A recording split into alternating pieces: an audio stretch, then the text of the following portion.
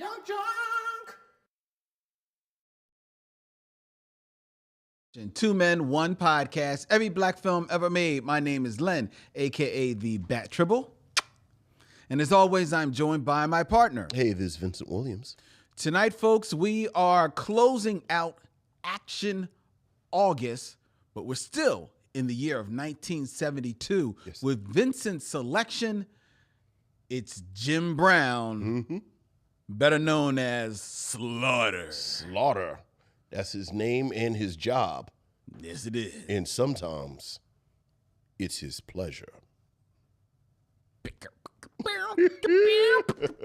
Slaughter!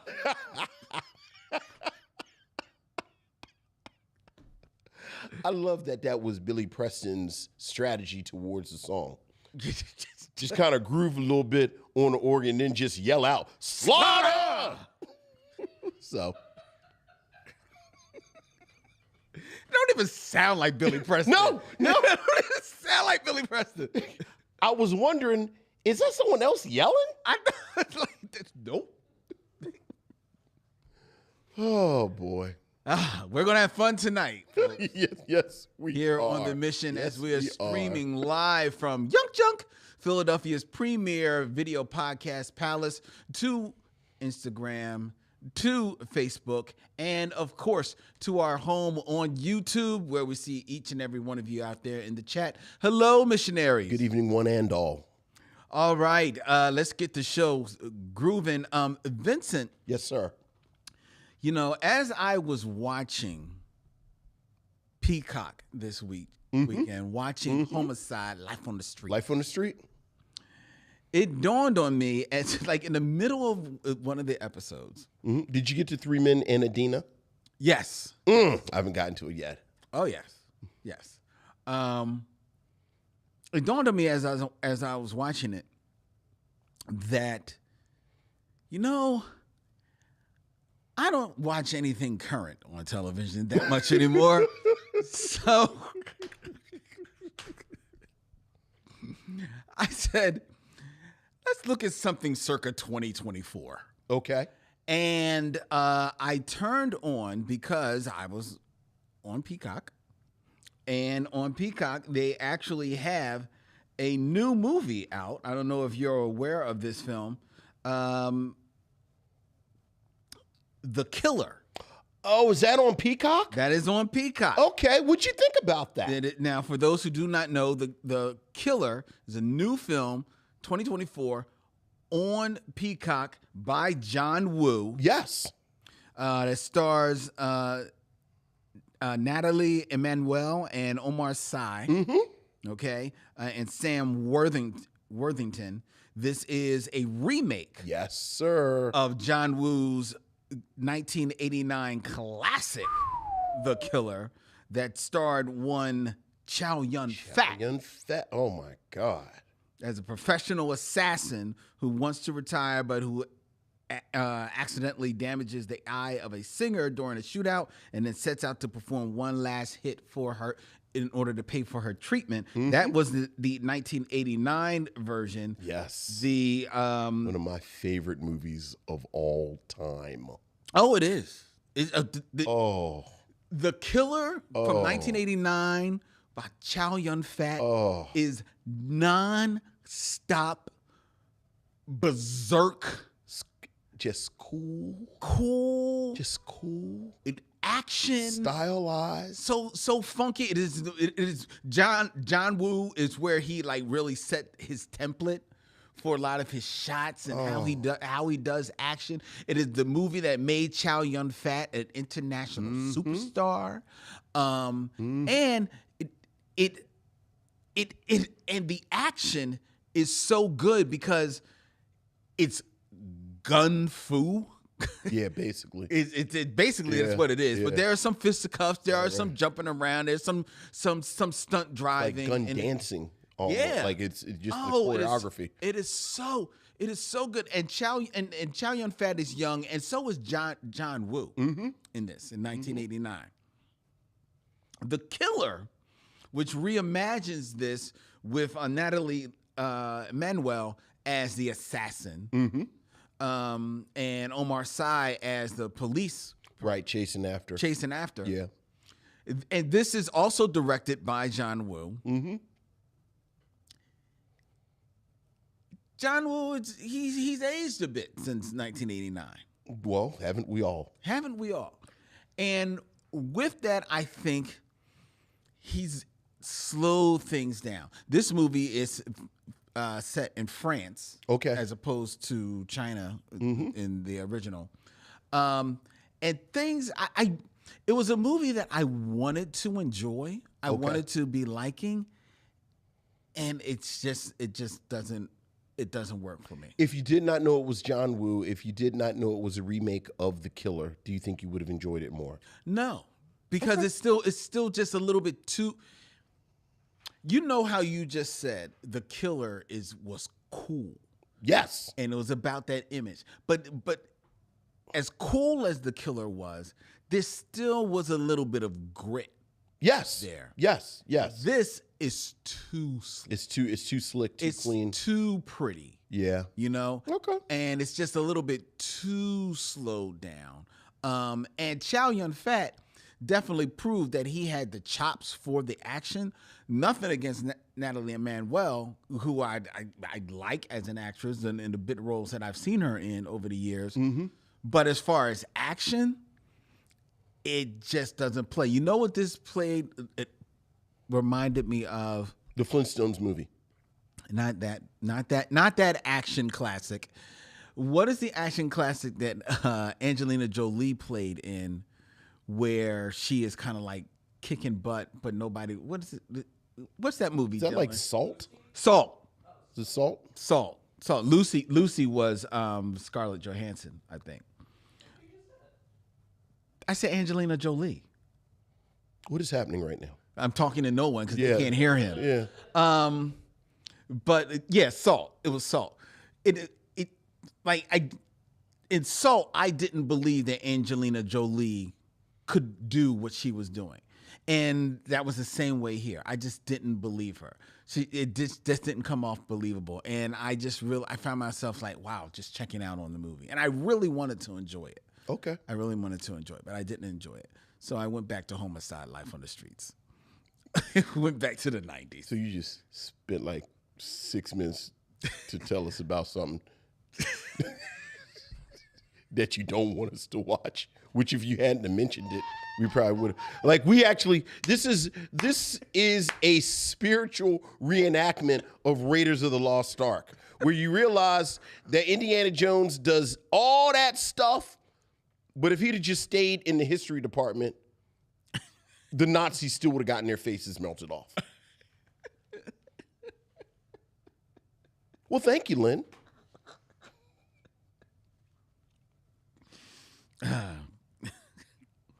This has been Len Watches Current TV.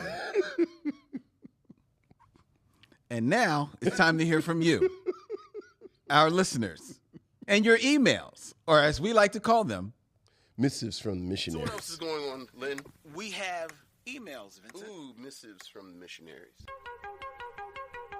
Ooh. Ooh. Ooh, missives from the missionaries.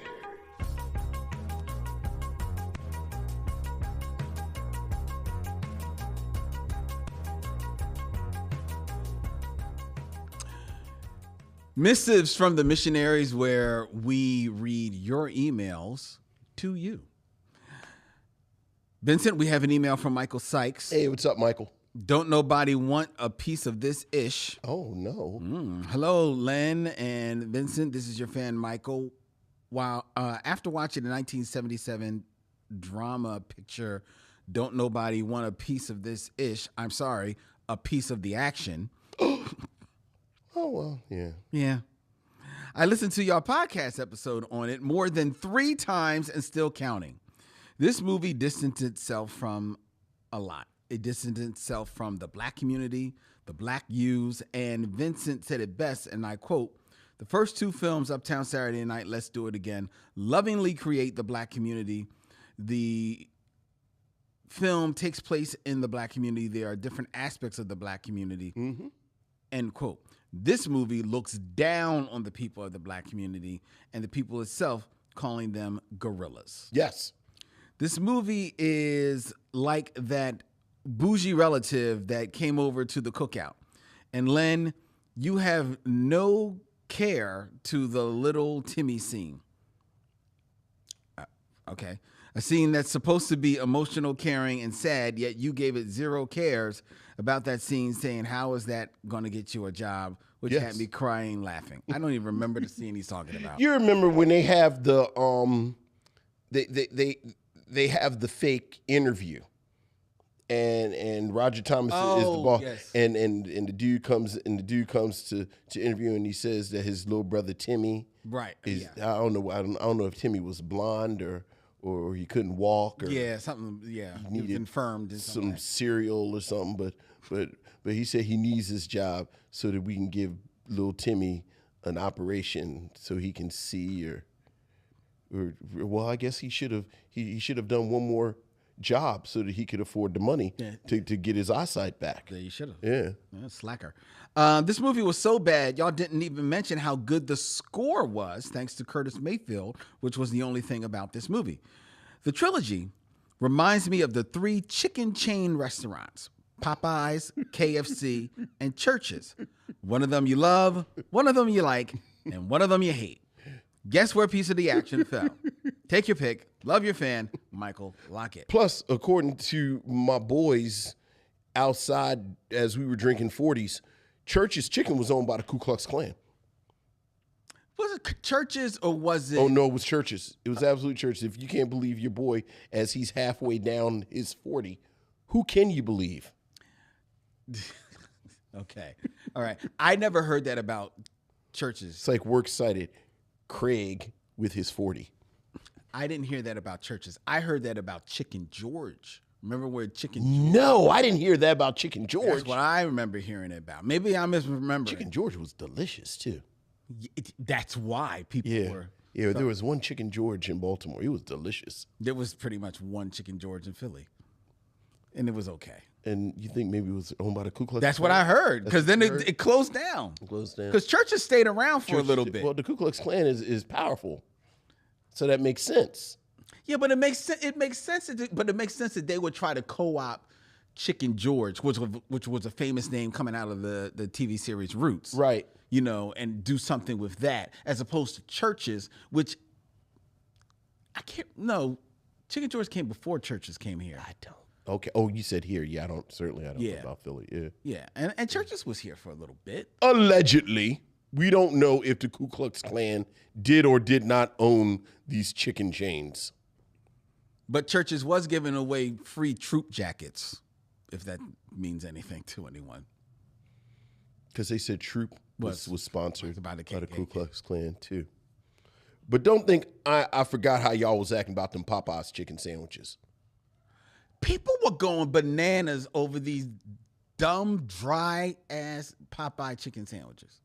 I don't think they're bad. I just don't think it warranted the mania that it created. Yeah, me neither. I wasn't not with them. All right, that's enough talking about fried chicken. I feel like Malcolm X is looking down at us from heaven, shaking his head.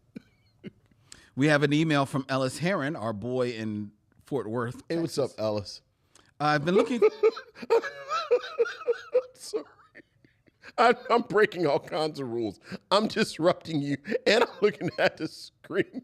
My brother reminded us that Troop was supposed to stand for total rule over oppressed people. That's right. That's true. That is very true. I feel like Craig with the 40 shared that information as well. Yo, son, you know that's an acronym. It really stands for total rule over oppressed people. Man, the 90s were the best. Ellis Heron sent us an email. I've been looking forward to your review of Trouble Man and was pleased to see that you had tackled it. When I first saw the film, I thought T was the man and just emanated cool. Mm-hmm. So I was surprised to hear you both not recommend the film. From what I heard, one of the reasons why was because Robert Hooks was a thespian actor that looked like he was starring in a different movie, like he just didn't belong in it. After hearing this, I need to be educated. If William Marshall is a thespian, why does Blackula work? To me, it appears he's above that kind of movie, but he's still beloved in it. I've also heard another critic say that Trouble Man is flawed because Mr. T is too good to the point where he was always 5 steps ahead of everybody. You never feared for his life, and he always came out on top. Correct me if I'm wrong, but wasn't that the way Fred Williamson was in most of his movies? He always stated that when he did a movie, he couldn't die, had to win all his fights, and got the girl in the end. What's the difference? Also, speaking of Fred Williamson, I loved your Hammer top 5 list. MC Hammer and Hank Aaron were actually where they needed to be. That was a fact that MC Hammer briefly was competing with Michael Jackson as the best entertainer. You might as well call Hammer the Sega Genesis that was trying to take on Michael Jackson's Nintendo in the early 90s. Looking forward to a good educational lesson on Trouble Man. Gentlemen, your boy Ellis Heron from Fort Worth. What do you got to say to him about why does William Marshall work in Blackula? Well, William Marshall is playing an immortal nobleman. So by definition, this is someone who's going to have some heft in weight. And in Abby, he plays an archaeologist. Yes. Again, someone with heft in weight. Some gravitas. You're right, right. You know, again, Robert Hooks is playing a street smart, savvy kind of operator with no kind of inclination of why someone who presents himself like this is in this world. Not to bleed into the interview, but one of the things that I enjoyed about Slaughter is within in 10 minutes, Marlene Clark says, "You're a captain in a green beret," which is like, oh, okay. All the wild stuff that's about to happen, they've established he's a green beret. Right. And, you know, certainly in the 70s, you just, like you hear Green Beret and you just think that they're going to be supermen. Which, you know, funnily enough, I think Black Dynamite spoofs that. Where you know, where they talk about being in the CIA. Right. Which, oh, well, okay, well, clearly you're a government agent, so you can do anything you want.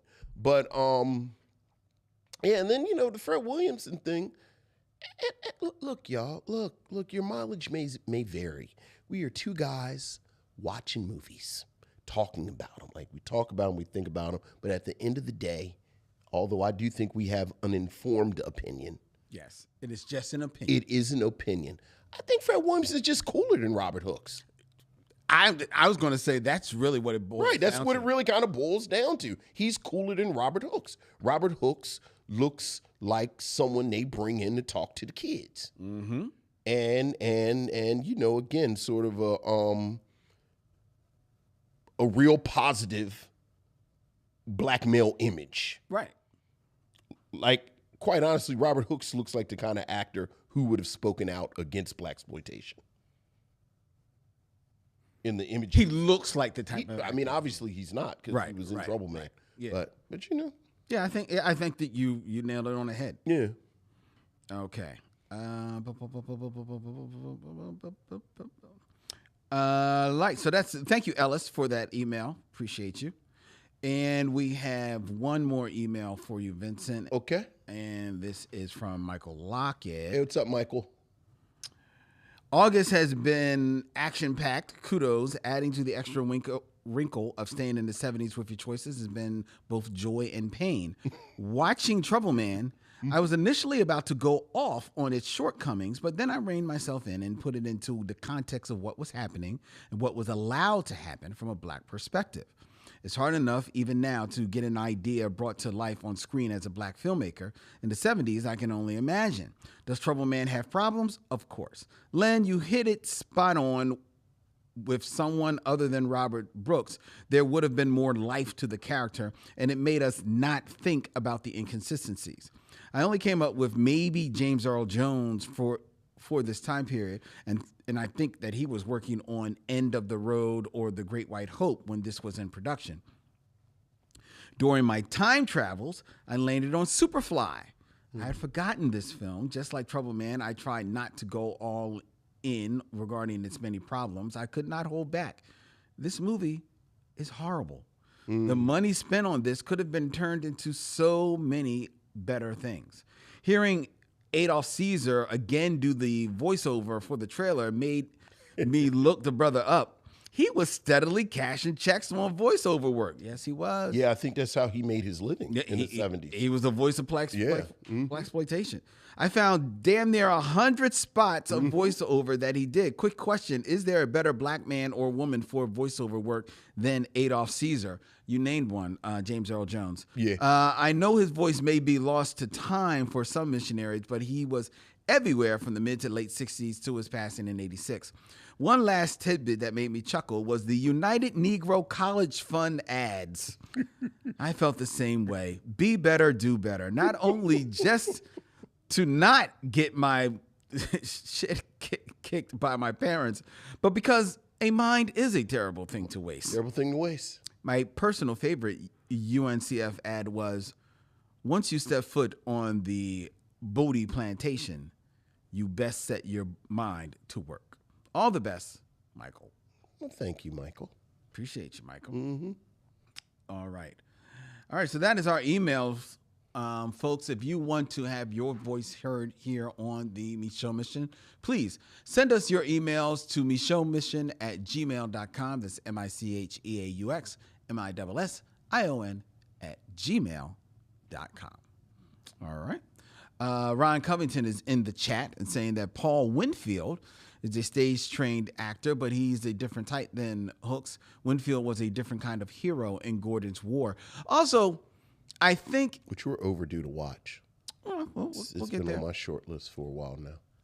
You've got a long short list. I know.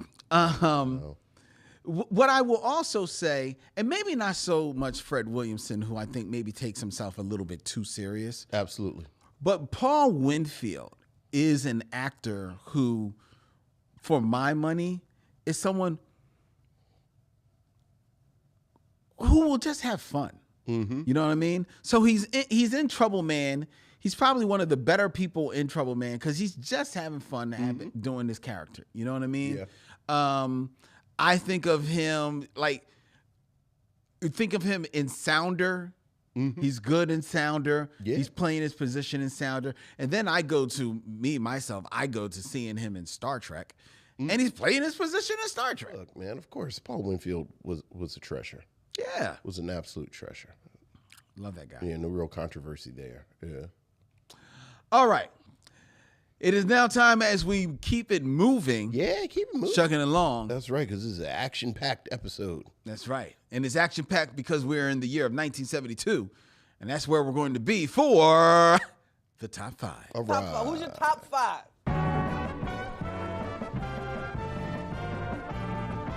My top 5 is. My top 5 is. My top 5 is. Top 5, where I present a list and Vince shares with us his scintillating commentary on it. We are in the year of 1972. We've been breaking down 1972 for the last couple of weeks. You go back on our review of Trouble Man, go back on our review of Hammer, and you will hear us talk about the top music from 1972 as well as some of the top films from 1972. Tonight, we are presenting the top 5 black television shows Wow. for the year of 1972. So that means there were 5 black television shows on in 72. Interesting. Yes. I can't wait to hear this because I can think of maybe 2. You can probably think of 2, and if you stretch for a second, you'll come up with the third. 'Cause I think Good Times and the Jeffersons don't come until They're after not- they're not. 72. No. Okay, well, go ahead. Go ahead. Starting at number 5, Okay. and if I remember correctly, I put it on the graphic, so Dylan, correct me if I'm wrong. The number 58th popular show on television for Okay. 1972, which means that it was not popular. Right. The new Bill Cosby show. Yeah. The new Bill Cosby show was yeah. an attempt to exploit the widespread popularity of Bill Cosby, coming out of his show Cos, as well as I Spy. Cosby's supporting cast was actually biracial on this sketch variety show. He featured Foster Brooks, also Lola Falana. Yes. Who also served as the announcer. About to say on the show. she would introduce it every week. Ongoing sketches included The Wife of the Week and The Adventures of the Dude, a man who was so impossibly cool that nothing whatever could faze him or cause him in any way to lose his composure or coolness. The show was met with low ratings due to its competition from Monday Night Football and the NBC Monday Night at the Movies, and thus was canceled after one season. How many episodes was there of the new Cosby Show? I did not look up the number of episodes. It was a weird show. Well, It was a weird show. I don't remember it at all. I mean, obviously, I don't remember. I've watched clips of it, and you know, quite honestly, the best part of the episode would be Lola Falana at the beginning introducing it. Yeah. But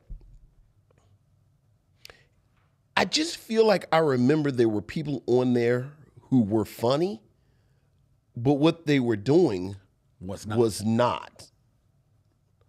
Like, if I were so inclined, I'd like to see who was in the writer's room. And I forgot all about Cos. What year is Cos? Cos is like late 60s, because that's after I Spy. It's after I Spy, but it's before the Bill Cosby Show? Before this show? No, you said Cos. Remember the show Cos, C-O-S? Oh, well, maybe I'm thinking about the Cosby Show. Right, because the Bill Cosby Show ran for like 3 years. Right. Maybe 2 years, 2 or 3 years. Yeah, Chet Kincaid. Which I quietly quite enjoyed.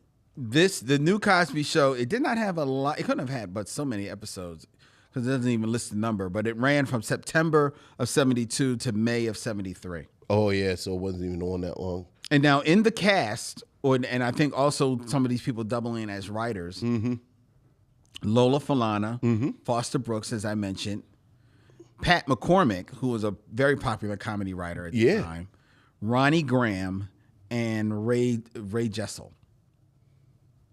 The other two names. Rita Moreno wasn't on that. George Schlater was the producer. Rita Moreno was not on that show. I'm thinking about the Electric Company. You're thinking about something totally complete. Rita Moreno and young Bill Cosby together. Yes, I remember them together. So that must have been the Electric Company. I mean, he had Quincy Jones did the music. Dude, again, just didn't make it. We've talked about this before. That dead zone between I Spy, and I'm including the Bill Cosby Show because it was only on for like 2 years. But between I Spy and the Cosby Show, Bill Cosby just kept getting bites of the apple. Like, he just kept getting projects. Yeah, the Bill Cosby Show that you're talking about was before this, because that ran from 69 to 71. So this was coming out of this. This started the same year as Fat Albert. Fat Albert started in 72. Okay. So Fat Albert would kind of like keep him. I was about to say Fat Albert and stand up. Yeah, that I guess we're paying the bills. But paying the bills. All right.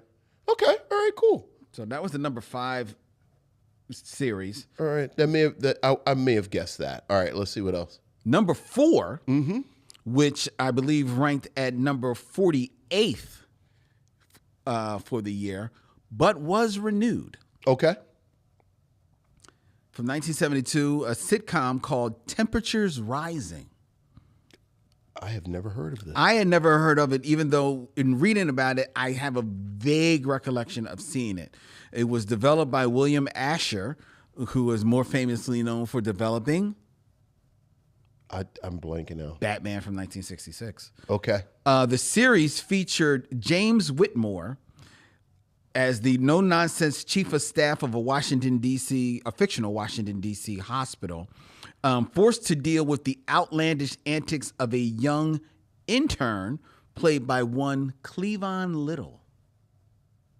Okay. I do remember that. I loosely remember this series. I see Cleavon Little in Scrubs. Right. I do remember this. And having to deal with like 3 nutty nurses Yeah. as well. They were all white nurses, though. I was about to say, how many black people were in this cast? The Cleavon Little was the one black person, but he was kind of like the co-lead. Yeah, okay. After the first season of this series, James Whitmore was replaced by the comedian Paul Lynn in the lead. Oh, that's interesting. I know, right? But Cleavon Little stayed on with the show. However, Cleavon Little played more of a wisecracking guy the first season. The second season, they kind of serioused him up a little bit. Interesting. Because he was, and what I've read was that there was a little bit of feedback because there was so little And representation Cleavon Little may have said something. of black people on television at that time. Like, that let's like tighten him up a little bit. Interesting. And then for the third season, he kind of like plays it in the middle a little bit Are you telling me there were 3 seasons? of this show, but the new Bill Cosby show only lasted. How many episodes? Well, it was 26 episodes in the first season. I think the third season maybe didn't go the full ride. Hold on one second. Let me see if I can pull it up. Because it sounds to me like you're saying there were like 50 episodes of the show. I think in total there may have been like about maybe 46 episodes. There are 40. And technically, it was 2 seasons. Okay. It was 2 seasons. Wow. Yeah. Yeah. Poke around on YouTube for this. Yeah. Okay. Oh no, what I was thinking of, it was 2 seasons of this. Then there was a third, technically more or less a third season, but it was rebranded. Did they change the name? They did. Guess what the new name was? I don't remember, but I do remember they changed the name of this. What was it? The New Temperatures Rising Show. Was it still said a hospital? Or did they change to a diner? Basically,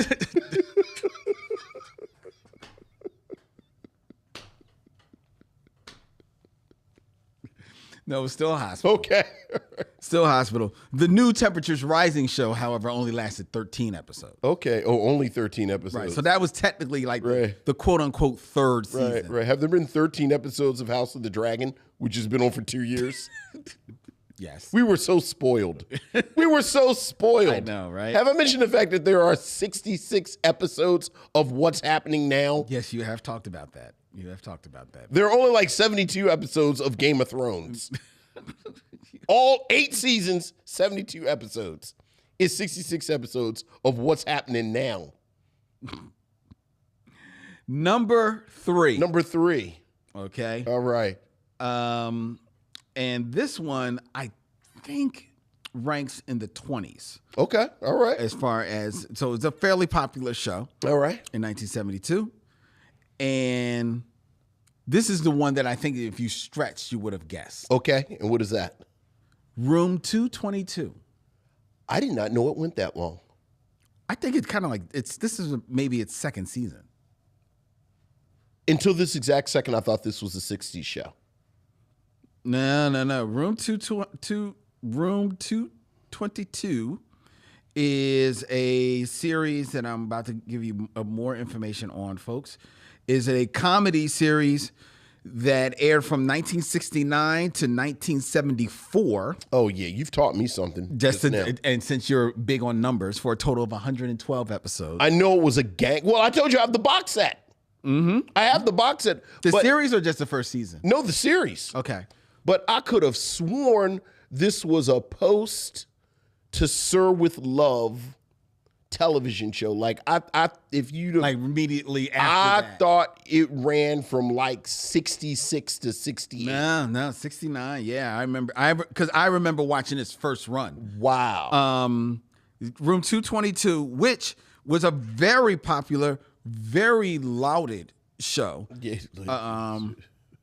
that took place. It depicts, excuse me, it focused on the American history class in room 222 at the fictional Walt Whitman High School in Los Angeles. It also depicted other events in and outside the school as the home lives of the racially diverse student body and faculty, which included outstanding. It won the Outstanding Emmy Award for Outstanding New Series in 1970. And co-stars Michael Constantine and Karen Valentine won for Outstanding Supporting Actor and Outstanding Supporting Actress in a Comedy Series, respectively, in 1970. However, the stars of Room 222 Just name some people. are Lloyd Haynes. That's right. And Denise Nicholas as the teachers and administrators here at this school. They were never lauded for their performances, never nominated for their performances, but they were definitively the stars of this show. Right. And I remember, now I watched this as a kid. You know, it's like 74. I'm 7 years old. Remember watching this show, knowing that it was funny, but thinking, oh, this is a little serious. This is real. This is some real stuff that I'm watching, man. This was ahead of its time. Fooling around, one of the kids is doing the smack. Yeah, man. But it was a good show. It was a excellent television, and one of those shows that I think has gotten lost to time unfairly. I run a little cool on Room 222. Really? I respect it. Didn't hold. It's a little boring. Okay. I mean, well, you know why? And Denise Nicholas as a modern teacher in miniskirts was fantastic. That was enough. But well, I think it's because at that time, 1970, the formula for the quote unquote dramedy was still really being created. Right. And it was so earnest. It was. I think that's part of the reason I thought it was a mid 60s. Like I thought it would have run like right after To Sir with Love and I Have a Dream speech. And then like when Dr. King was assassinated, they just took it off. Oh. Like it was just so earnest. It was very earnest. And but it's been a minute since I watched it. Yeah, so if you're saying it doesn't hold up, right. I'll lean on you for that. Right. But like I said, I just James Brooks, who's a lauded name in television, absolutely one of the creators of that show. Yeah. So he's really getting his feet wet. He would go on. James Brooks, if you don't know, is the creator of Cheers, and also the co-creator, thus, of Frasier, two of the greatest sitcoms of all time, with deep benches. Let's go on to number two. Number two. Now, this is one you're going to guess. Okay. And this show was, if I believe, number 15, the 15th most popular show of 1972. It ran from 1970 to 1974. The Flip Wilson Show. Oh, yeah. Absolutely. Show starred Flip Wilson. It was a program that was one of the first American television programs starring a black person in the title role to become highly successful with a white audience. Specifically, it was the first successful network variety series starring an African American. During its first 2 seasons, it was in fact the nation's second most watched show according to Nielsen ratings. The Flip Wilson Show won 2 Emmy Awards out of 18 nominations, both coming in 1971 for Outstanding Variety Series as well as for writing. And not only made Flip Wilson himself already a noted comedian on the Laughing and on stages across America, but it would make a cultural icon out of his character Geraldine that he would dress up as on the show. And I remember watching Flip Wilson religiously at my house. I have found Flip Wilson again on like TV Land and on YouTube, and a lot of his stuff still kind of holds up. Look, man, this is sort of speaking of shows of their time. Flip Wilson was absolutely a 1972 show. Like my favorite aspect of Flip Wilson continues to be the cross section of guests Yeah. that you would see. Like you would look and it would be like I don't know, like Danny Danny Kaye. like Danny Kaye would be on the same episode with like Sly and the Family Stone. Like it was just like I remember there was an episode with Joe Namath Yes. and not Shirley Caesar, but like an old gospel singer. Like he just had this wonderful. It was Mahalia Jackson. It was like Joe Namath and Mahalia Jackson were on the same episode. And I love these old 70s shows or these old 70s production. We'll talk about this tonight. Where like the men would have on tuxedos and the women would have on evening dresses, evening gowns. But again, it was like just a random assortment of people because the 70s was this wonderful moment of transition. Well, that's because that's something that I think people miss about this time is that the variety show was basically you going out to see a show. Right. So you were seeing a comedian, you were seeing a singer perform, you were seeing people do like short plays on set. Sometimes if they didn't have like a singer or a singer or another comedian, you might get a performer. You might get a Las Vegas show. Somebody, just spinning plates, right? On there or doing like magic, right?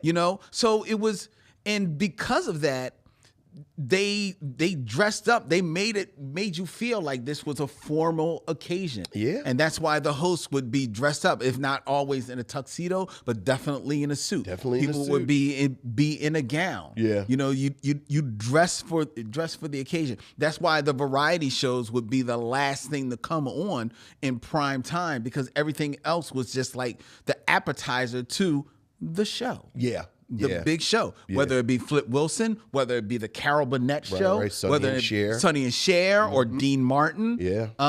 That's what they were. And at a time, Donnie and Marie. I think Donnie and Marie, if I remember correctly, just thinking about all of these 70s variety shows, it's around the time that Donnie and Marie and the Jackson 5 get their variety show. Even the Jacksons, I think, was just a summer thing. And it was the Jackson's family. Yeah, but right, and it was a whole family. But I think it was around that time that the variety show started to maybe, quote unquote, dress down a little bit. Yeah, absolutely. Because 100%. It became more the quote unquote kids. They were trying to make it hip. Right. Yeah. Because Sonny and Cher was a very successful variety show. And they kind of like made it. Yeah, but even Sonny and Cher, Sonny would have on. He'd have on a weird. He would have on but it'd be a tuxedo. It'd be a weird, and then Cher was always wearing Bob Fosse. Yeah, but not Bob Fosse. Is that the designer? It was Bob Fosse. Yeah, the Bob Fosse. But there was a point there, maybe around, because Johnny and Cher ran for a little bit. Oh yeah, somewhere around like the second or third. After Sonny left, it was the Cher show. That's right. Yeah. Oh, I forgot he did leave while the Sonny, show was. That's right. Sonny left, and then it was the Cher show. That's right. But there was some time where, at some point, or maybe it was intermittently while he was doing it, sometimes he'd have on a suit, but every once in a while he'd have maybe like a Nehru jacket. Right. True. Or like kind of like hippie it out a little bit, dress it down. Right. Bob Mackey is Bob Mackey. Not Bob Fosse. Bob Fosse. Bob Mackey. Yeah. Thank you, Ron Covington, in the chat. And Aaron. Don't leave Aaron out. I didn't. And Aaron Fry. Yeah. My bad. Look at you. You're chat happy now. I'm just saying. All right. And who's number one? Well, I know who's number one. We all know who's number one. Of course I know what number one is. What season is this? This is, in fact, it's, I guess it's second. It's its first season. And that would, of course, be the number 2 rated series for 1972. Right, because All in the Family was number 1. That's right. And the second year Sanford and Son was number 1. Right. So Sanford and Son is the number 1 black TV show. Oh yeah, and the number 2 overall show. Number 2 overall. And now it's a little misnumbering here because Sanford and Son actually started in January of 72. Okay. So it's number 2 for the year, but it really gets its full season starting at the end of 72 to 73. Right. That's when it really gets its first full season. But yeah, Sanford and Son, for those who do not know, it's about Fred Sanford, a junkyard owner, and his son, Lamont. Lamont. And their misadventures in Norman Lear's show that was based on the British sitcom Steptoe and Son. Yeah, that's right. You ever seen the episodes Steptoe and Son? I think I've maybe seen 1 or 2.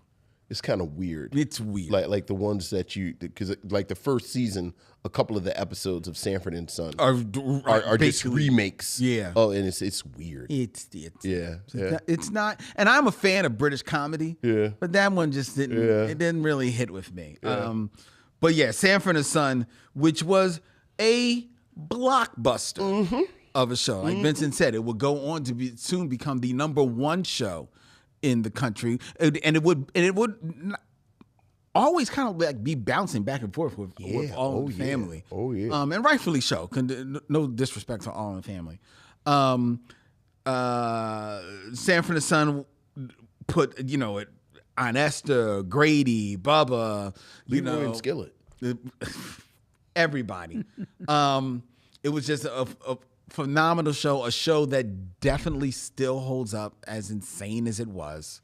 It was not trying to remake comedy by any stretch of the imagination, but Red Fox was and still remains, even in passing, a treasure. Maybe my favorite show of all time. Wow. I think Sanford and Son. I was sitting here thinking. I think Sanford and Son might be my favorite show of all time. I love Sanford and Son so much. Oh, I know you do. Yes, you do. I know you do. And the first season was solid, but I always my favorite Sanford and Son factoid. Aunt Esther is not on the first season.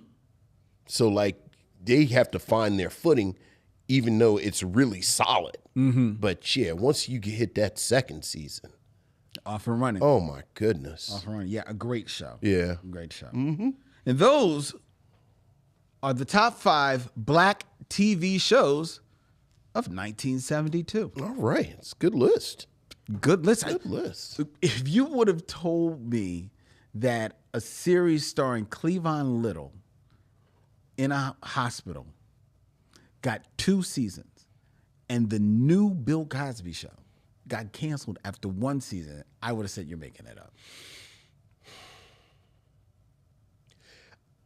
Again, because it seems like, I want to just sit here too long with this. Like, what year does Laughing go off? That goes off in the 60s. It seemed like they were going for that laugh-in energy. What were they really being that absurd? Yeah, no, they were. Okay. Like I hear you talking about that there were if they recurring were characters and bits, but it wasn't like Carol Burnett or even the recurring bits like you just talked about Geraldine on Flip Wilson. Like it wasn't like that. Like it really was just this sort of bang bang from bit to bit. It just if that is just the case, didn't like I absolutely understand that it didn't get a second season just because I've seen it. Yeah. And I'm just like, because that doesn't sound like the right speed for Bill Cosby. Exactly. It's not his That speed. is 100. That is 100% it. And by his speed. You don't do fast with Bill Cosby. You give him room to breathe. You don't do fast, but nor do you do really absurd or Right. crazy, like a little off kilter. Exactly. Like Bill Cosby does not work in Monty Python. No. Dude, the crazy thing about the Bill Cosby show, it's kind of like Room 222 where We're talking about Chet Kincaid's show now. yeah, the Chet Kincaid where he played the gym teacher, where Room 222 was billed as a comedy, but it wasn't really that funny. Mm-hmm. The Bill Cosby show quietly wasn't that funny. That's right. It was Yeah. like it was like It wasn't a dramedy, but it was just dry. right. It was that dry. He was trying to do dry humor. Look, it was almost the male version of Julia. Where Julia kind of had some funny moments. Yeah. And I think they billed Julia as a comedy. Well, yeah, I think it is billed as a sitcom. Julia wasn't really that funny. Yeah. You know, it was just nice seeing black people, positive, professional, good looking, wearing nice clothes, Yeah. living this middle class life. Yeah. But it wasn't funny. So, you know. Yeah. Unfortunately, it probably is, and I don't know, you have to go back in time, but it probably is a byproduct of it being like, unfortunately, our only bite at the apple on television, and then trying to represent everything. Well, again, much like Diane Carroll and Julia, I think Bill Cosby, one of the cards he could always play is that he was pleasant. Like he was a pleasant presence. And let's just put a fine point on it. He was a pleasant presence in the living rooms of white people. Like, oh, what a pleasant young Negro man. So, like, you know, it's an episode of the Bill Cosby show where he goes and gets a steak from the butcher, and he has a steak dinner. And Was that an episode? yeah, 100%. Is that really an episode? Right, and you know, like it's a kid in gym who can't climb the rope. So like he got to figure out how to help the kid have the self-confidence to climb the rope. You know, he's going to go on a date. And it's all just very pleasant. Thank God for Fat Albert. It's like, it's all very pleasant. Thank God for Fat Albert, Bill. Hey, you know. All right, that's the top five. It is now time for us to get into the game of kings. Which isn't pleasant. 6 Degrees of D'Urville Martin. Something's white music. Come on.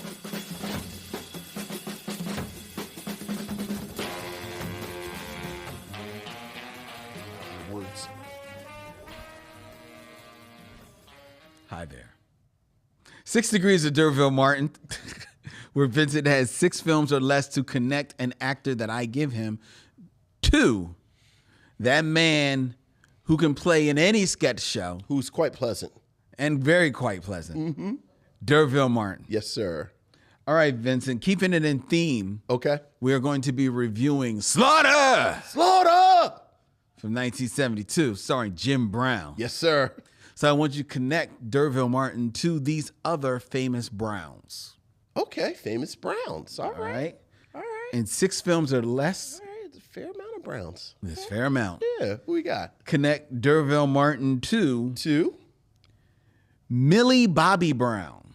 Millie Bobby Brown. Oh yeah, I was actually just watching her yesterday because I'm working my way through it because I never saw it. I didn't get a chance to see it in the movies, but because D'Urville Martin is in. Let's do it like this. Yeah. Because I get yeah. So D'Urville Martin is in Five on the Black Hand Side with Dick Anthony Williams. Dick Anthony Williams is in Mo Better Blues with Cinda Williams. Okay. Cinda Williams is in One False Move Yes. with Michael Beach. Yes. Michael Beach is in If Beale Street Could Talk Yes. with Brian Tyree Henry, Yes. who is in Kong versus Godzilla New Empire, whatever the one that was just out is called, with Millie Bobby Brown. That would be Godzilla and Kong. And Kong New Empire. New Empire. Yes. Where's my daughter? I wanted to go this summer with my daughter. I took Camille to see Godzilla -1. I remember you I said told you this, and Camille Camille thought she was just going to see sci-fi stuff with Dad. She wasn't ready for this rumination on grief. And found families and the horror of war. So I told Camille before she left to go back to campus, I was like, oh, we should go and see. She was like, are you taking me to see Sad Godzilla again? Emo Godzilla. Right. So she's in fluorescent Godzilla as opposed to Sad Godzilla. Well, which is what I took Camille to go see. It's a more jolly Godzilla. Right. It is a more jolly Godzilla. Right. I'm curious. Did you? So you said you're working your way. Yeah. I'm like 30 minutes into it. Oh, okay. Yeah. I just can't hit start. Every time I want to. Look, man, it's the Monarch verse. I like the Monarch verse. It's big stuff blowing around and throwing people, you know. I just can't hit start. Yeah. I can't hit start. All right. All right. Who's my next Brown? Your next Brown. It's like James Brown or. In 6 films or less, connect D'Urville Martin to Brian Brown. I don't know who that is. Yes, you do. Can I see his picture? Oh yeah, I'm never going to get him. Like I know he's in stuff, but like he's not he's like grizzly white character actor. No, he's in. Has he starred in something? Yes. What is so like? What is the movie that Brian Brown, best known as the movie that was his movie? Yeah, his movie. FX. Oh my God, what is that from the 90s? That is FX is from actually 86, which had a sequel. Was he the star? He was the star, and he was the star of the sequel, FX2. I don't remember FX at all. Really? I remember it was out, like, because he was like, well, he was a special effects guy, and he did some stuff. Yeah. I have no memory of that film. If I remember, and I'm doing this off the top of my head, the co-star or like his partner in that is Brian Dennehy. Yeah, so I can't do no with that. Okay. So what has he done since 86? Okay. 89. He was in Cocktail. He was in the worst Tom Cruise movie. Who was he in Cocktail? It doesn't matter. I have no memory of Cocktail. I have no memory of Cocktail, but let's just use Tom Cruise so we can talk about Slaughter. He was the co-star in Cocktail. How is he the co-star in Cocktail? He is the co-star. Was he the evil bartender?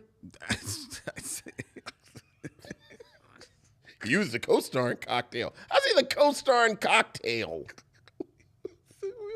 Yes, he is the old experienced bartender who takes Brian under his wing. Oh, under his wing. So he's the Obi-Wan Kenobi bartender. Yes. He's Yoda, the bartender. Yoda. All right. Well, look. Well, D'Urville Martin is in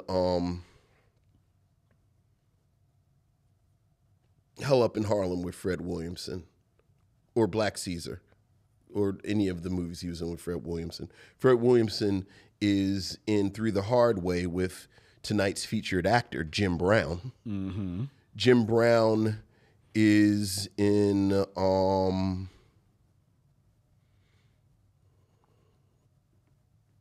I just lost how I was going to connect to Tom Cruise. I just lost. Oh, no. Jim Brown is in Any Given Sunday. He's in Any Given Sunday with Jamie Foxx. Jamie Foxx is in Collateral with Tom Cruise, who's in Cocktail with Brian Brown as the wizened old bartender. Very good. When's the last time you saw Cocktail? Never saw it. I was about to say, have you ever seen Cocktail? Never saw it. There's no reason to see Cocktail at all. I believe that. Yeah. Never seen the movie. Yeah. Never seen the movie. But because you like to disparage people, he was in Cocktail. Yeah, yes. He was in Gorillas in the Mist, which was a big film. I don't remember Gorillas in the Mist at all. I think that's a movie about like Jane Goodall. Yeah, I do. I remember that. I just don't remember the movie. with Sigourney Weaver. Yeah, yeah. He's the co-star in that. Okay, sure. Well, along with some gorillas. It's not Brian Brown in the mist, is it? Did he play one of the gorillas? No, shut up. You get away with that with Brian Brown. let that have been Jamie Foxx. You make that. Oh, joke. I never. You can't make that joke then. He was in. I'm trying to see a movie that Along Came Polly. And because now I'm in the 21st century. Because I know you want to say, what's he done in the 21st Dude, century? I've seen him. I've seen him. Oh, it's that guy. He was in Australia. He was in Gods of Egypt. I actually tried to sit and watch Gods of Egypt. Why? Because I wanted to see, like, did they really think they could get away with this movie? Yes, they did. I did not last 10 minutes. Well, dumbass. whose fault is that? So yes, well, Yeah, that's well. There you go. there you go. There you go. Real quick, Farrell Blackwell asked an interesting question in the chat. Micheaux mentioned, can I ask, around this time, what was the most subversively revolutionary or unpleasant black TV show? And is he meaning like around 1972? I don't know, but I don't know that there was anything subversively revolutionary. I don't know what year it was, but I think the Richard Pryor show, they damn near was going to take that off. That's the 80s. Is that the That's 80s? the early 80s. Yeah, so that's When the damn near, they took it off. yeah, no, but like immediately. Right. Yeah, so I always go to the Richard Pryor show. I don't know how subversive it was, but for a short time, in the wake of oh God, what's the movie that put Lorenz Tate on the map? Oh, you're talking about the movie you're thinking about is, of course, Men's Society, and the television show you're thinking about is South Central. South Central. Yeah. Yeah. I don't know like how subversive South Central was, but South Central was a show that Yeah. was too good for television. Yeah, look. Yeah. And it didn't last. Yeah. It didn't last. But I was like subversive, revolutionary. Around that time, I don't know. Television doesn't get revolutionary for black folks until Roots, really. And to my eye. Yeah, absolutely. Not Because Roots, everybody watched. right. Like overtly subversive. Like I think the ones that we're talking about are subversive just because there were people in America that couldn't believe black people were acting like this and not like what's been told to me. I mean, hell, Uhura is subversive. Yeah, how about that? So, but True. All right. That is what we have for you, ladies and gentlemen. It is now time for us to get into our review of Slaughter!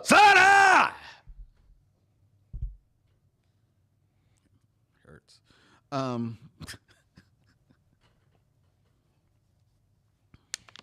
Let's go.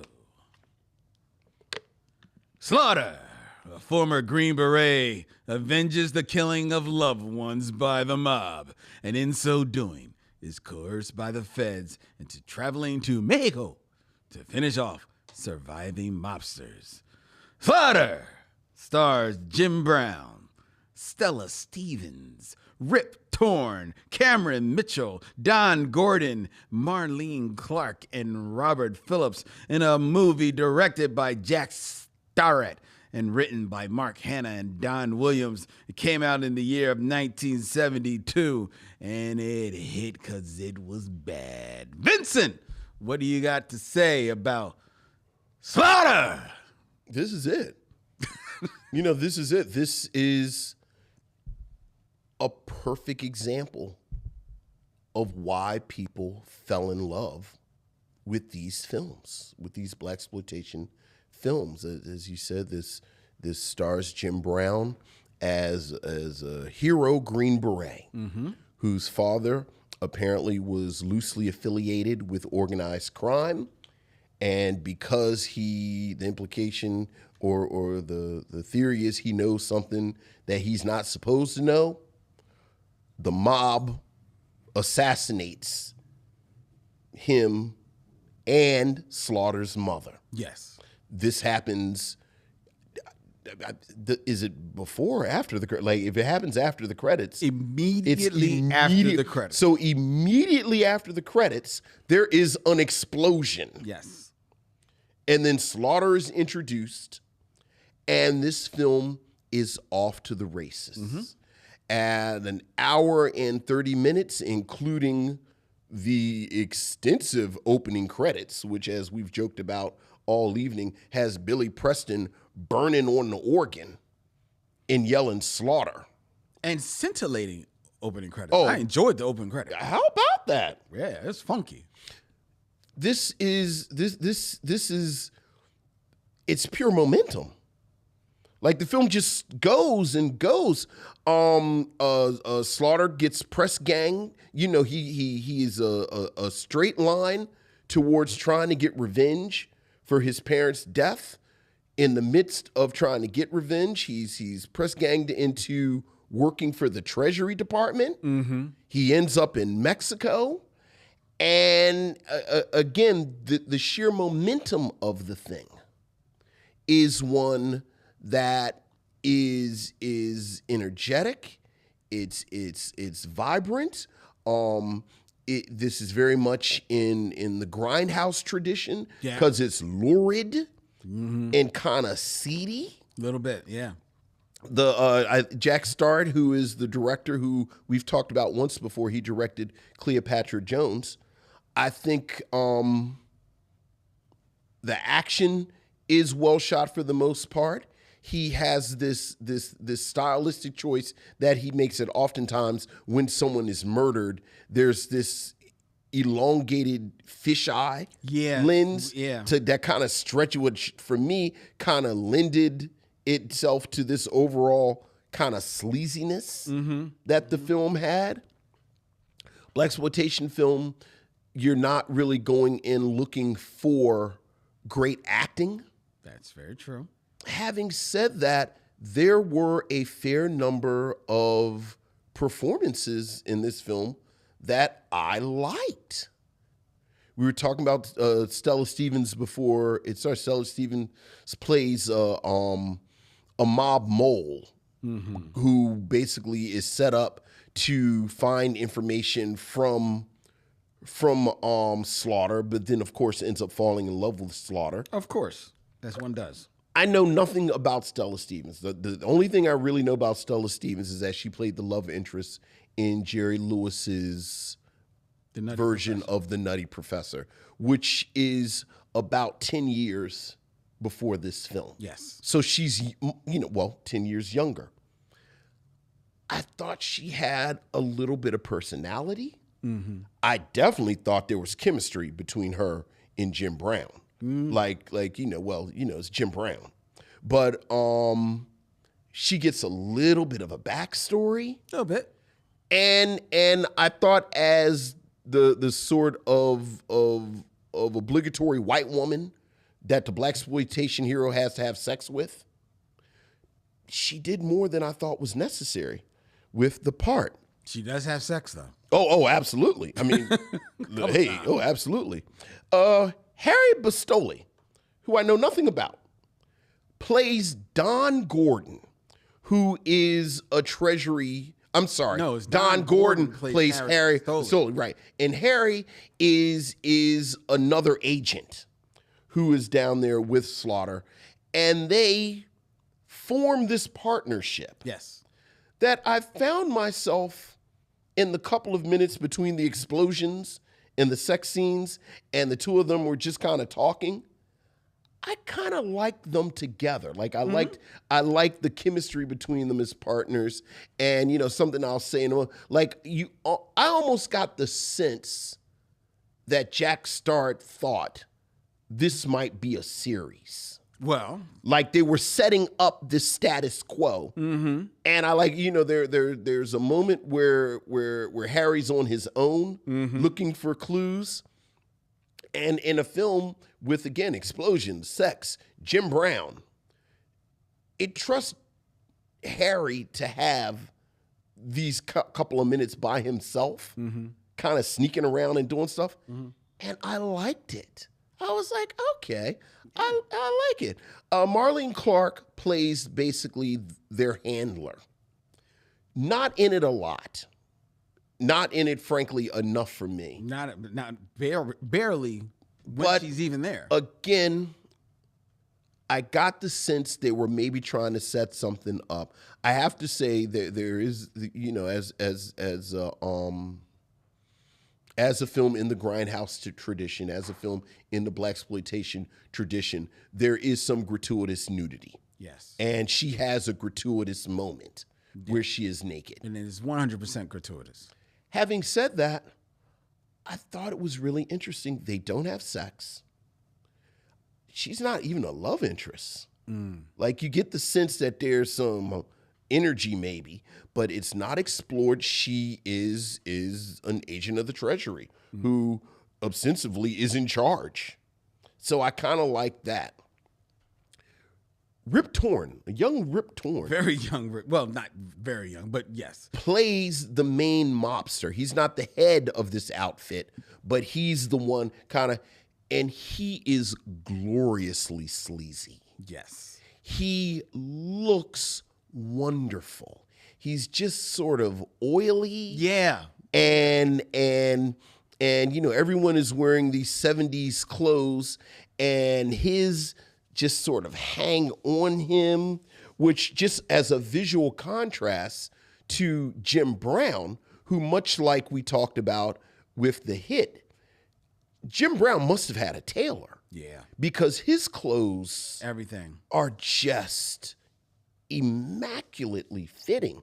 So in contrast to him, I loved Rip Torn's character of Dominic. And he was, I mean, you know, I love Rip Torn anyway, but I always think of Rip Torn, frankly, as an older man. Oh, yeah. So Yeah. so seeing him young and kind of sleazy. Yeah. Like, I was watching the movie, I was like, Rip Torn is in this. And I kept waiting for the older guy to show up. Right. And then Dominic did a smile. I was like, oh, that's Rip Torn. And he's got the voice. Yeah, yeah. And then, you know, obviously the star of the show is Jim Brown. And this is a vehicle that you see why Jim Brown is Jim Brown. He is forceful. He is magnetic. He is just this presence that from the very beginning, as I said, the film starts, parents explode. Cuts to Jim Brown in the hospital, but you can feel his presence just standing there talking to the doctor. I love the fact that the doctor comes out and says there was nothing else we could do. It was like, what are you talking about? The car exploded. Yeah, what were you in there looking at exactly? I didn't make much sense of that. It's like, what are we doing here? But Jim Brown's character Slaughter is single-minded and sort of linear. As I said, I like him and Stella Stevens together. I liked him in Harry together. I love him and Dominic going back and forth. He kind of moves through this thing, as I said, whether he's wearing like just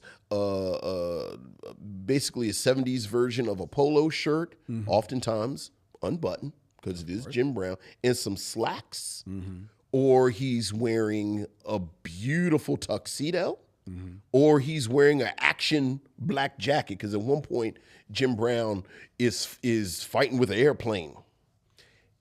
Yes, Jim Brown is fighting with an airplane. Look, Jim Brown is utter black manhood at this moment. So much so that you know, you and I have talked on and off, or at least I have, about how I was confused about how Jim Brown kind of went from, you know, sort of that Dirty Dozen Jim Brown, where it looked like he was going to be an actor on a broader landscape, to being consigned to blaxploitation movies. And I'd never really, but apparently he had gotten blackballed. And, you know, the sort of press release story is that he had a bad attitude and he was volatile and he wasn't necessarily he was not dependable. You read in a lot of reports, but then it's also his politics. Like Jim Brown was quite radical at this time, and Slaughter was viewed as his comeback. Like, it was like 1969, he's in 2 movies. 1970, he's in 2 movies. And then he's in nothing in 1971. So that this was his sort of, but you completely understand how Jim Brown is Jim Brown. And then again, this is a blaxploitation movie. Like I said, a lot of it is shot in Mexico. So there's like that kind of, in these beautiful terracotta houses, or, there's a chase scene at the end through a small Mexican village. So, you get that kind of feel for it. This is a personal thing. I love casino scenes in the 70s. Like, I love scenes of people in those 70s tuxedos and the ruffle shirts and the big ties. And you have 2 of them in this movie. We have 2. So I look, is there some issues with it? Like I said, there are some gratuitous nudity scenes. But again, I think if you are going to watch a blaxploitation film, that's what you're going to get. I think as far as to give it, curse it with faint praise, as far as gratuitous nude scenes go, I've seen much more egregious examples. There's a moment in the end where Stella Stevens' character is beat pretty viciously. Very. But again, she's beat by a villain. Like, he's the villain.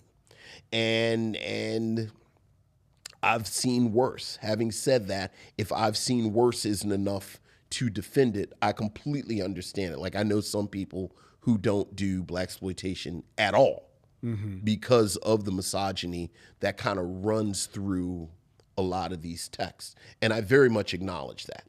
Having said that, again,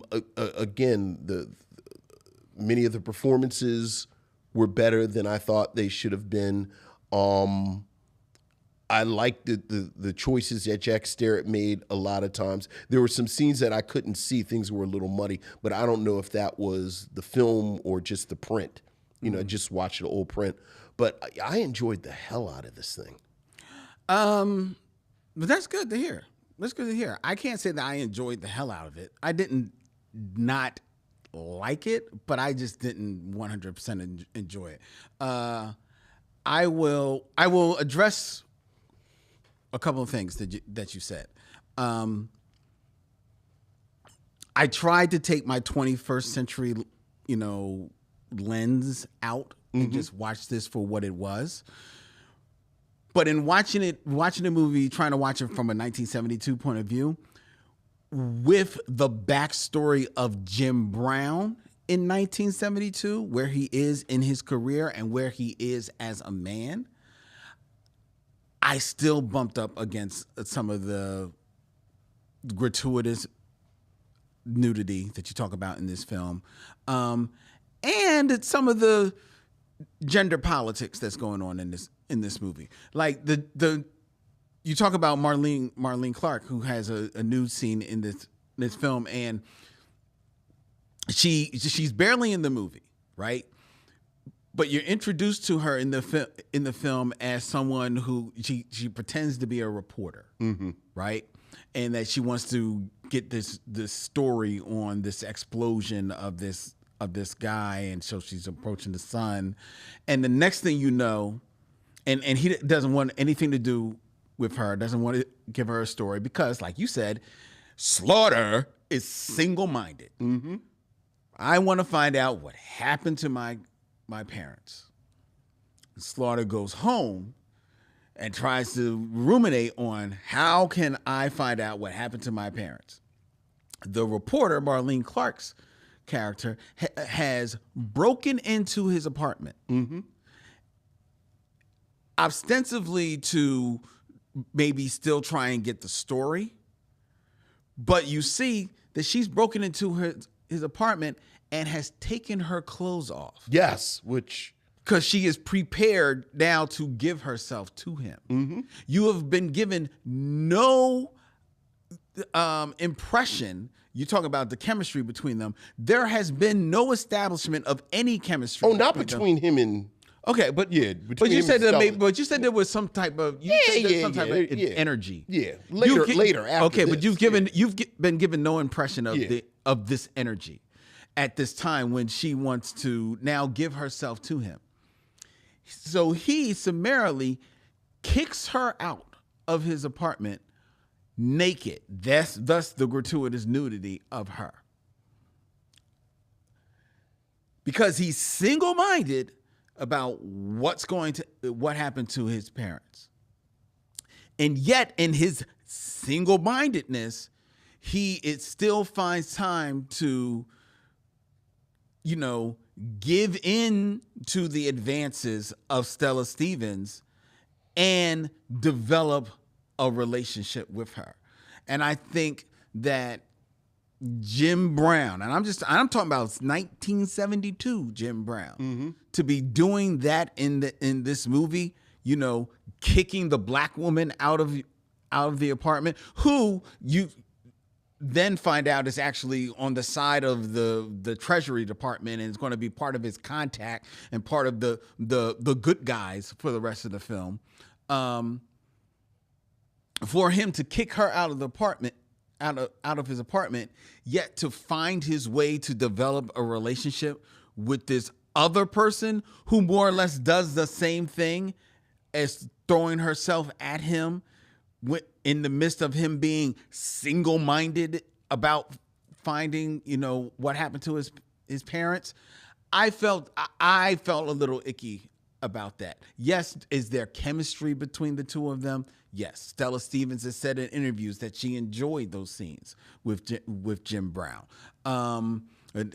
Conversely, she says she did not enjoy acting with Rip Torn. So, who was a huge drunk, and part of that probably played a part in it. But despite that chemistry, I just didn't like the politics of that as it appeared on screen, especially knowing the Jim Brown in his mind, the radical, the activist, the pro-black everything that Jim Brown was at that time.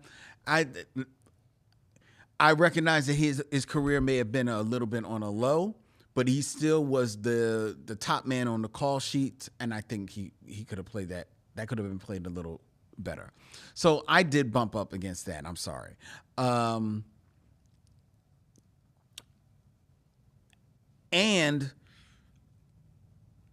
the scene where Stella Stevens is beat up by Dominic, I understand that it is the bad guy beating her up, but that is really over the top. Mm-hmm. They did not have to, because she's beat up, but a lot of times when you see violence against women, even back in the 70s, you might see a hit and then a bunch of stuff happens off camera and you're hearing it. This movie, there's a lot. Yeah, oh yeah. Because she gets slapped and kicked. She gets punched. She gets thrown on the floor. She gets kicked. She is sexually assaulted. He attempts to sexually assault her as well. And all of that is happening full blown on camera. That is a lot, especially considering that is one of the, and possibly the most violent moment in this film, so that really rubbed me the wrong way. I just didn't like that. I didn't like that. Don Gordon was actually a very noted character actor of this time. So it was actually a pleasure to see him. I always enjoy seeing him. I had seen him in Papillon. He was the old Steve McQueen movie. I think he's actually in Bullet too, another Steve McQueen Steve movie. McQueen, I think, is his best friend. Right. Like they were boys. Yeah. Yeah. So it was always a pleasure to see Don Gordon, and like you, I like seeing him get like a little bit of his own little backstory, his own little byplay, and the back and forth with him and Jim Brown. That was fun to see, Rip Torn plays a great villain, so he's doing his job. Actually, the biggest problem of this movie, besides the underusage of Marlene Clark, is one, Jack Starrett as the director. That fisheye thing that he does, it's interesting. It just comes out of the blue in the way that you're like, whoa, what happened to the film stock? That's why I loved it. So I like it once you know it. But then there were moments where it was used like, did you really need it for that moment? Like, you know, a dude falls off a wall and but he falls like 2 feet. I'm like, I don't know if it's really adding to the story as much to the storytelling as he thought. And Jack Starrett, you talked about how he directed Cleopatra Jones. Mm-hmm. But do you know what Jack Starrett's actual truest biggest claim to fame is? So it's not Cleopatra Jones. No. What is it? His actual truest biggest claim to fame is as an actor. Okay. Yeah, I saw it was an actor. He plays the drunk on top of the building in Blazing Saddles that lets you know, hey, the sheriff is on. That's Jack Starrett's most famous role. I'm still going to put the Cleopatra Jones thing on top of my wiki of him. Okay. Well, but it's not, that's your wiki. Yes. That's Vince's wiki. Yeah. Well, not on Wikipedia. Yes. So I had a problem with him. My other problem with this movie, unfortunately, is Jim Brown. Oh, you're insane. But it's not because... You're an insane person. It's not because Jim Brown is necessarily bad in the film. I'm not saying he's bad. Okay. Because Jim Brown, you're right. It's the presence. It's the physicality. So if he's not bad in the film, what is he bad in? Because the reason why, I mean, this is decidedly a blaxploitation film, but you could argue that it's a little bit unlike other blaxploitation films. One, because it is filmed on location in Mexico. It has beautiful sets. Mm-hmm. There's a bit of a quote unquote James Bondish vibe to it. Sure, the casino scenes. With the casino scenes and everything like that. That actually just plays like maybe sea-level James Bond. So it's which puts it a cut above blaxploitation a little bit, because it's not so much about the man and everything like that. But because of that setting, I think he is asked to, and because of the byplay that he's supposed to, the chemistry he's supposed to have with Harry, Don Gordon's character. Mm-hmm. He's supposed to kind of like come off as a bit of a, if not a ladies' man, but developing, you're supposed to be seeing the development of this relationship with the Stella Stevens character, as well as being Mr. Badass because he's Slaughter. Right. Green Beret captain. Right. But I think that Jim Brown is very one speed in this movie. And there's not a lot of layers to the Jim Brown. You get away with that early Jim Brown acting.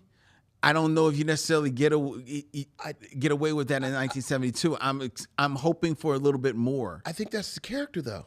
Yeah, but like I think that's 100. Look. Even this whole bit with Stella Stevens, and I understand. I absolutely get what you're saying. Although I saw it a different way, with him not having sex with Marlene Clark, even after he learns who she is.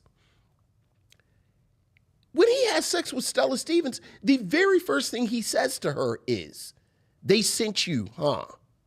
So he's using her, trying to get information. Like in my mind, there is like there's that bit where they're walking together and she says, "Oh, well, they sold me to the mob 8 years ago," and gives her and he says, "Oh, there's no more slavery anymore."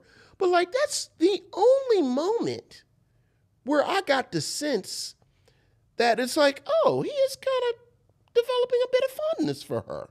But look, they blew up my parents. Mm-hmm. I murdered a dude and blew up a plane. Mm-hmm. They told me I messed up the operation, and now they tell me if I don't if I don't help them finish the operation, they're gonna put me in jail. And he still is like beating up because I didn't even know what he was doing, beating up police officers and stuff. And then the dude says, "I'll give you the person who killed your parents." And then he says, "All right, I'm in." I think that's the character. Like, this is like I think he even with Harry. And I will tell you, like, I agree with you that I really did think they were set. Like, I was so disappointed when I looked at the plot synopsis for Slaughter's big ripoff. Right, the sequel. Which is the sequel to this. That none of them returned. Yeah, that's straight PlayStation. Because I really did think they were setting up not quite James Bond, but like kind of how they wanted to do with Remo Williams. Mm-hmm. But this is the first one. Yeah. Like if this was the third. The template is there. If this was the third Slaughter film, I would agree with you. But in this one, until he kills Rip Torn at the end, I don't see, like, everything else is just sort of around him. Like I don't. Yeah, see, but that's the thing. Everything is around him. But that's the character. Yeah, but I honestly believe, and maybe I'm wrong, but I honestly believe that they actually want the character to come off as a little bit more debonair than that. I think they want the character to come off as a little bit more, wise and slicker than that. And I don't think he pulls it off. But there is nothing in the script that says that. Even when Harry says, "How are you going to get into the casino?" And he says, "Oh, don't you worry about me and he gets, like, his whole plan to get into the casino is to point a gun in a dude's face. Yes, that's true. Like, there's never a moment where he's clever to get into the casino. But I think they're trying to play him as maybe like a little bit more smarter than his steez when he is in the casino playing blackjack. I think that is one of those scenes where they're actually trying to show him a little bit. I don't get that, because even when he when he wins blackjack, when dude says, "Oh, it seems like you're doing so well," and he's like, "Yeah, I'm lucky," and the dude says, "Oh, well, meet me this," he leaves all the money there. He is a bullet. He is on a straight line. And I actually kind of like that he and Marlene Clark didn't have sex. Like, I like the fact that she wasn't another notch on his belt. No, I'm fine with him not having sex with her. I just don't like the dismissiveness of earlier, because it actually serves no purpose and no purpose. Well, in setting up a character. To be frank, they don't do anything. They don't do anything with, and I didn't. But it devalues her. I mean, it does at that moment, but again, every other blaxploitation movie that is made between 1970 and 1970 whatever, he would have had sex with her. Like, she would have just been another notch. Yeah. And I think that is worth clinging on to. Like everything, like even last week, Robert Hooks makes this big deal about Paula Kelly is his lady and I'm going to protect my lady. But he has sex with other women, and the last scene of the film is with a whole nother one. Like, everyone, Superfly, Shaft, this one, that one. Like, oftentimes they'll have a girlfriend that they had sex with, but then it's like 2 or 3 other, random women, including a white woman. Got to have a white woman. Mm. So I actually would have liked it less if they did have sex. Like, because what could have happened is they could have had sex, and then he could have said, "Now get your narrow ass out of here." No, I agree with that, but I think that scene serves no purpose, especially considering that they do absolutely nothing. You're absolutely right. With the character, the rest of the Would it have served more of a purpose if they did have sex? No, I don't. I wouldn't have liked that either. I don't like the idea that she went there she is there in her mind to have sex. Well, and even that, we know she was naked. She's a spy. You don't know what she was going to do. Vincent. Here's the thing now. Vincent. We can say we don't know. Oh, Vincent. Because look, I'm just saying, Also, Jim Brown, this is the second movie we've watched where Jim Brown has gotten into a fight with a car. Well, it takes a car. Sometimes you... Which is what I'm getting to. Like, I love the fact that it's just not realistic that another man can fight Jim Brown. No, it has to be a car. It has to be a car. It's a car or an airplane. Or an airplane. Or 4 dudes. Well, At one time. and the 4 dudes didn't do any better. They did worse Then than he the... punched that one dude so hard. Oh, my God. I actually said, oof. Then he picked up the one dude and threw him off the roof. And I said, wow, he picked that dude up real easy. I know. And then threw him into the smoke. Threw him into this. Look, man, look. Like I said, I'm not saying I didn't like the film. I just... If you are going to go into a blaxploitation mode, you got to take it as blaxploitation. And this is kind of stuff you're going to see. You're going to see gratuitous titties. I understand that. That's what you get. No going in. And that's exactly what it is. You sit there and you go, ooh, titties. Like I said, the gratuitous nudity of Stella Stevens... And Stella Stevens was a starlet. It's what she did. Right. And one thing I will meet you with, I thought that when he beat, and I think it's worth saying for people who haven't seen it, Jim Brown didn't beat her up. No, it's Rip Torn. Rip Torn you beats said her it. up. You said Yeah. it was the villain. It was a lot. It's a lot. And I do there is part of me that wonders that with these white screenwriters and white directors and white producers, if the subtext of that is she's being punished for having sex with this black man. Yes. And not just having sex with him, but developing feelings for him. So I do agree. There's some real nasty energy. Well, the subtext, you're talking about subtext, but the context as far as the movie is there because Rip Torn character, he's saying that. Right. You know? But, I think it's easy for the creators to say, well, he's the villain. Villains do villainous stuff. But it is that was a lot. But look, again, I think... I don't know if that scene's as bad as the violence towards, I think about Pam Grier getting slapped around in Coffee. This is worse. This is way worse, Vincent. I think there's bad and there's gratuitous. Is gratuitous worse than bad? Well, what do you mean by bad? I think this is bad. Like this is just sort of like the bad isn't the intensity of it, the level of it, how long it was going on, but it is in service to plot. Like we said, the villain does it. This has been building the whole movie. This is part of the plot, as opposed to there has been violence. So it's bad and gratuitous. I wouldn't call it gratuitous because it's part of the plot, as opposed to the violence that you see oftentimes in these films where it's like a pimp slapping around somebody or just random dude who starts beating up the main character. Like you and I have talked about it. One of the things that is a spoof moment in Black Dynamite, but it speaks to something real, like that whole thing about Pete in them hot ass hangers. Okay. Burning women. Yeah. Like that kind of stuff. In my mind, whenever I watch these films, I'm like, Crenshaw Pete in them hot ass hangers. Like in my mind, that's gratuitous. Like that has nothing to do with the plot.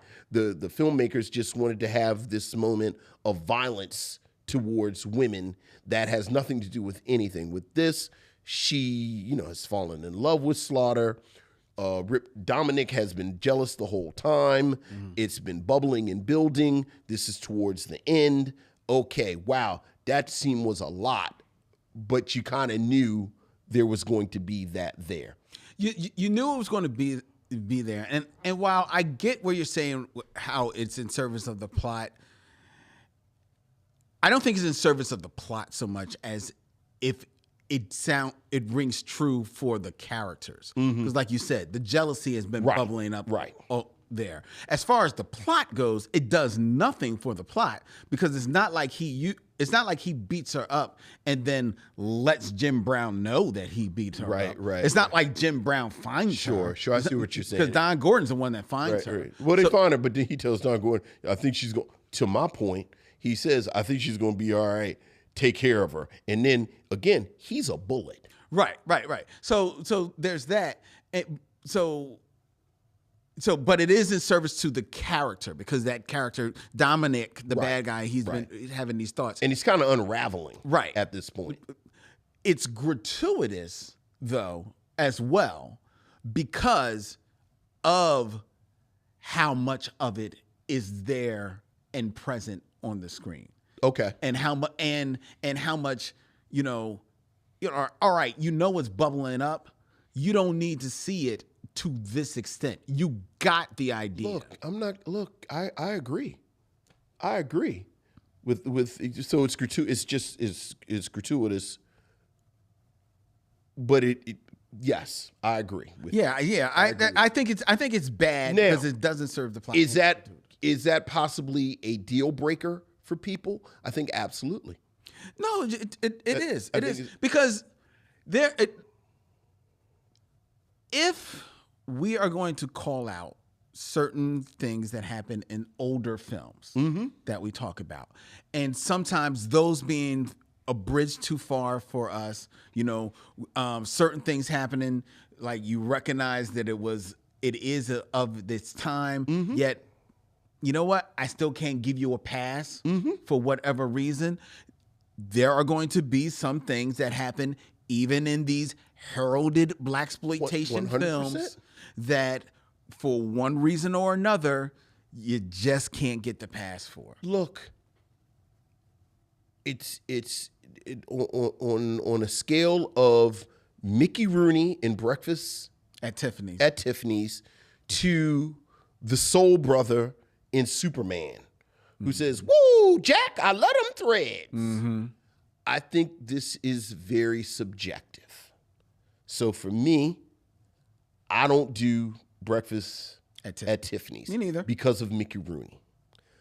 I wince at the soul brother in Superman, but to me, that's not enough to poison the well to keep me from watching this film.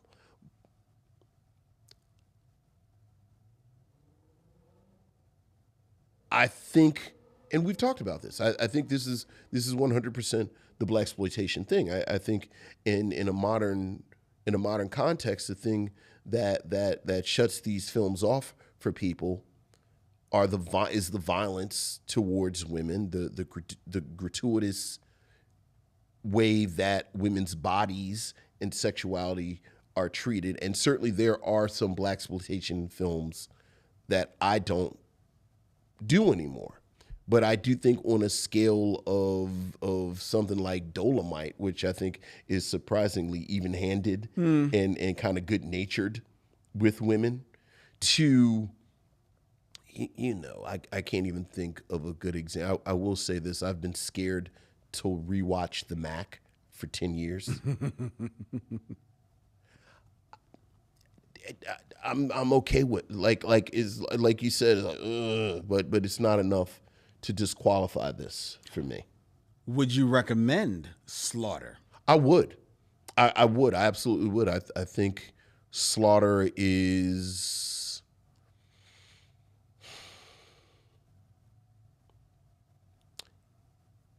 with the disclaimer that I don't think things like Shaft or Cotton Comes to Harlem or Uptown Saturday Night or blaxploitation films. Like, I think there are black films that were made during this time, and then there are blaxploitation films. I think this is very much in the top 10 of blaxploitation films. And quite honestly, I'm just sort of hedging my bets because off the top of my head, I can think of maybe 2 or 3 that I think are better than this as blaxploitation films. So yeah, I would absolutely recommend this. And you? Wow.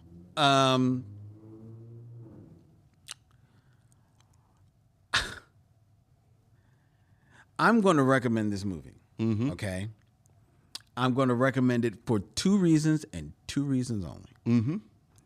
One, I think that Jim Brown is important enough of a figure in Black history in regards to sports, in regards to film, in regards to activism, that for the most part, most of his work should be considered and should be seen to draw a full context of the man. And this is maybe one of his better, in this time period, pieces. So, I'm going to say you should watch it for that. It's got some caveats to it. I'm not saying it's the greatest film in the world. There's some stuff you're going to wince on, but I'll say that. The other reason I'm going to recommend this, and feel free to stop the film as soon as this happens, folks. The opening credits, which are badass, not just because of Billy Preston's singing "Slaughter," but even just the opening, the titling, the opening credit like sequences. It's really, really cool. It set me up to like, oh, I think we might be in for something special here. For a split second, I thought it was Saul Bass. I did too. I thought it was Saul Bass for a split second. I did too, because it is that funky, that energetic, that it is on point. It is in rhythm with the music. It's actually, it was interesting watching this right after Trouble Man, because as heralded as the Trouble Man soundtrack is, that opening sequence, which is where you hear the theme, the song, it doesn't necessarily marry well with what's on the screen. No. But this, it's all right there. Yeah, this is why I think they were thinking to set this up as kind of like a pseudo James Bondish movie, because it's right there in the opening title sequence. So for those 2 reasons, I would recommend Slaughter. Okay. All right. Okay. So there you go. All right. All right, ladies and gentlemen, before we tell you what we're going to be watching next week as we move into September here on The Mission, I invite you to share your thoughts on Slaughter and anything else that you want to talk to us about. Email us at micheauxmission@gmail.com. That's MICHEAUXMISSION@gmail.com. You can also feel free to hit us up on the social media of your choice, whether it be X, Instagram, or Facebook, at Micheaux Mission. You can also find us on YouTube, where we are streaming live every week at Tuesday at 7 p.m. Look up at Micheaux Mission. Hit that subscribe bell so you are notified of when we put up our new videos that are going up. We're notified of when we go live every week right here from Young Chunk, Philadelphia's premier video podcast palace. They have many studios in Young Chunk. We have the Micheaux Mission set, which I have been told will be undergoing over the next few weeks a bit of a redo and a redesign. So I'm looking forward. Is it going to be like the new Micheaux Mission, and then we're going to be in a diner?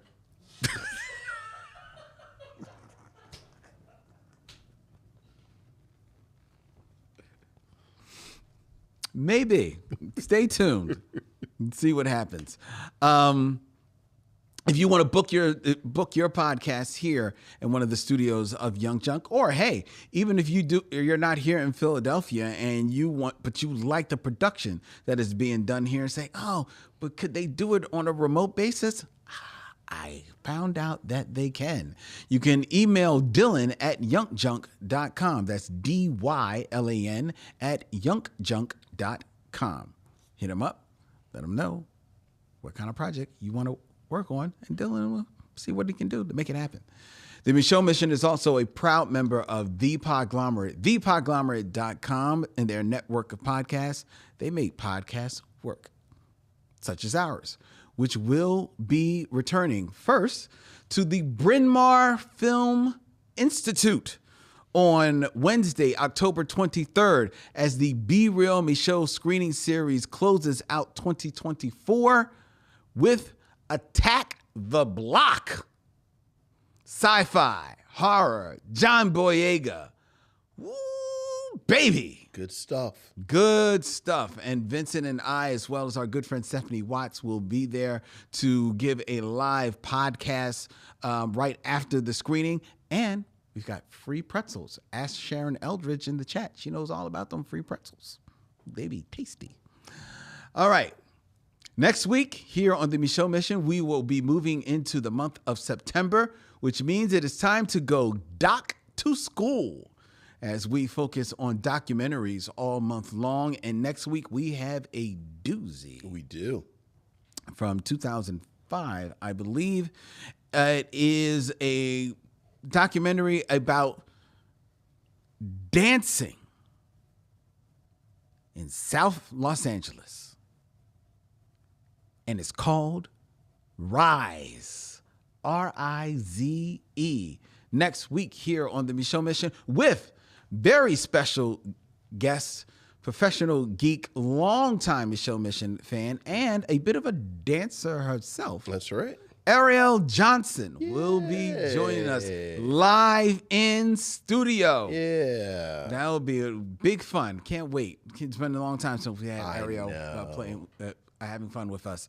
So we look forward to that next week here on the Micheaux Mission. Until then, he's Vincent, I'm Len, and in parting, we say, We'll see you when it's time to meet again. Let me get one last slaughter. Slaughter!